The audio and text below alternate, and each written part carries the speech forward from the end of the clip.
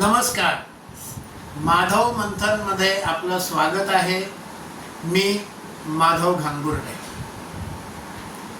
नववर्षाचे आपल्या सर्वांना खूप खूप मनपूर्वक शुभेच्छा. हे वर्ष आपल्याला भरभराटीचं सुख समृद्धीचं राहो हीच ईश्वरचरणी प्रार्थना. ज्या दिवशी सृष्टीची निर्मिती झाली तो दिवस म्हणजे वर्ष प्रतिपदा, चैत्र प्रतिपदा. याच दिवशी प्रभू रामचंद्रांचा राज्याभिषेक झाला आणि याच दिवशी आपलं नववर्ष सुरू होतं. आपल्या भारतीय कालगणनेप्रमाणे दोन पद्धतीने कालगणना केली जाते. एक आहे सौर कालगणना. या सौर कालगणनेप्रमाणे रास बदलली की महिना बदलतो. मग सूर्य जेव्हा मेष राशीत प्रवेश करतो तो दिवस म्हणजे नवीन वर्षाचा पहिला दिवस. नवीन वर्षाचा पहिला दिवस. मग हा पहिला दिवस हा साधारणपणे 14 किंवा 15 एप्रिलला येतो. मेष रास ही 14 किंवा 15 एप्रिलला सुरू होते. मग पंजाबमध्ये हा दिवस बैसाखी म्हणून पाळला जातो. नेपाळमध्ये हा दिवस नववर्ष म्हणून पाळला जातो.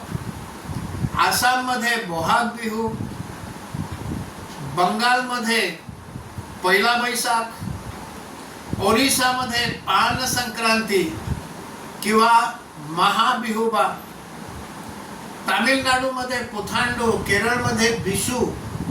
असं मेष रास ज्या दिवशी सुरू होते त्या दिवशी नववर्ष सुरू होते.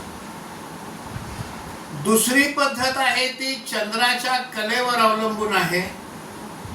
अमावस्येला महिना संपतो आणि दुसऱ्या दिवशी येणाऱ्या शुक्ल पक्षातल्या प्रतिपदेला नवीन महिना सुरू होतो. चैत्र शुक्ल प्रतिपदेला नववर्ष सुरू होतं. हे नववर्ष सुद्धा आपल्या देशामध्ये सर्वत्र साजरं केलं जातं. मग सिंधी समाज हे नववर्ष चेती चांद म्हणून साजरा करतो.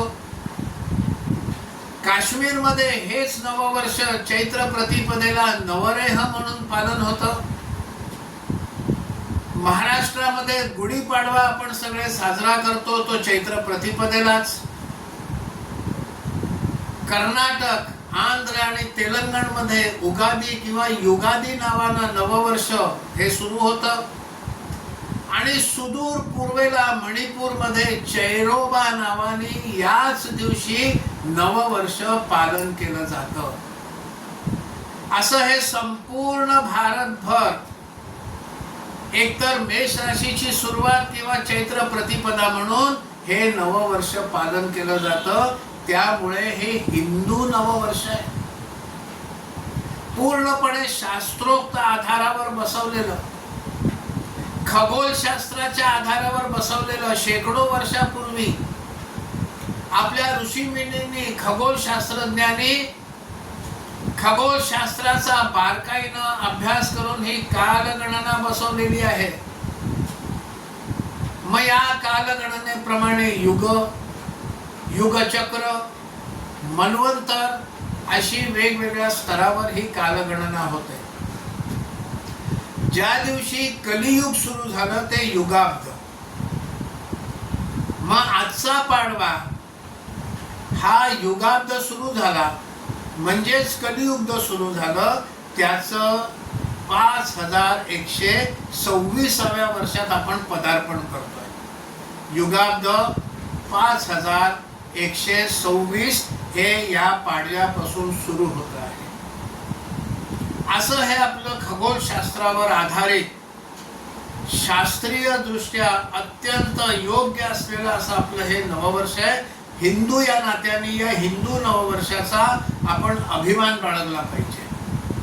हे हिंदू नववर्ष आहे हे आपण सगळ्यांनी पक्क लक्षात ठेवणं आवश्यक आहे.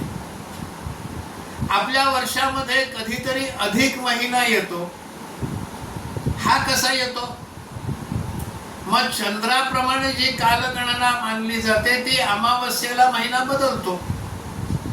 आता अमावस्या कधी 27 दिवसांनी, कधी 28 दिवसांनी, कधी 29 दिवसांनी येते आणि सौर कालगणना ही राशीप्रमाणे बदलते आणि राशी या साधारणपणे 30 दिवसांनी बदलतात.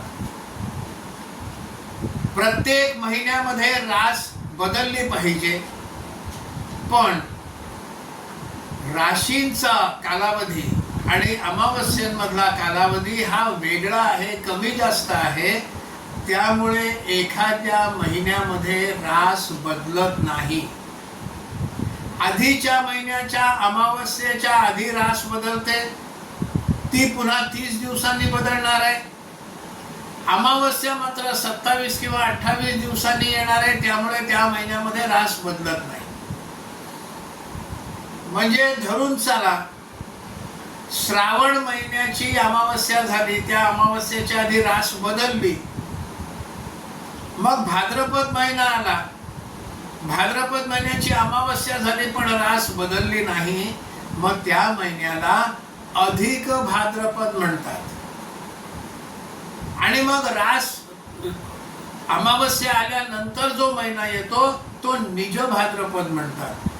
हे 3 वर्षांनी एकदा घडतं आणि त्यामुळे आपल्या कालगणनेचं बॅलन्स, आपल्या कालगणनेचं गणित हे योग्य पद्धतीनं राखलं जातं. हे खगोलशास्त्राचा सखोल अभ्यास करून आपल्या ऋषी मुनींनी ही कालगणना बसवलेली आहे.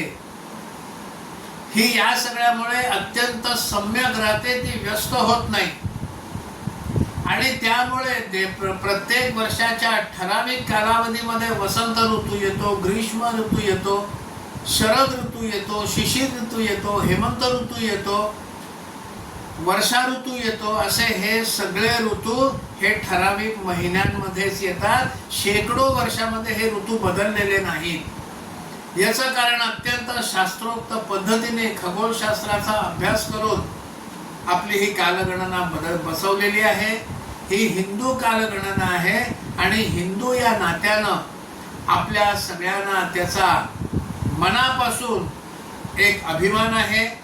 अशी ही कालगणना आणि या कालगणनेप्रमाणे येणाऱ्या नववर्षानिमित्त आपल्या सर्वांना पुन्हा एकदा मनपूर्वक शुभेच्छा अर्पण करतो. धन्यवाद.